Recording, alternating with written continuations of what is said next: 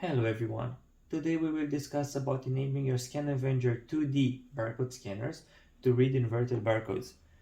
The main difference between a normal barcode and an inverted barcode is that while a normal barcode has black lines on a white background, the inverted barcodes has white lines on a black background.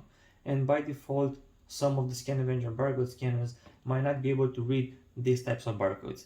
What's amazing about the ScanAvenger scanners is that you can scan barcodes directly from the screen without having to print them. Therefore, in order for you to enable the scanner to read these types of barcodes, please scan the following barcode directly from this video.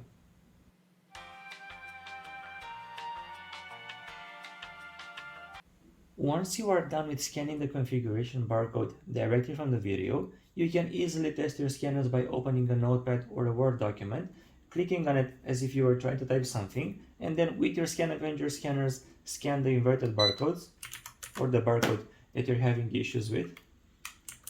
And as you can see, the scanners are not returning an output while scanning this barcode without any issues.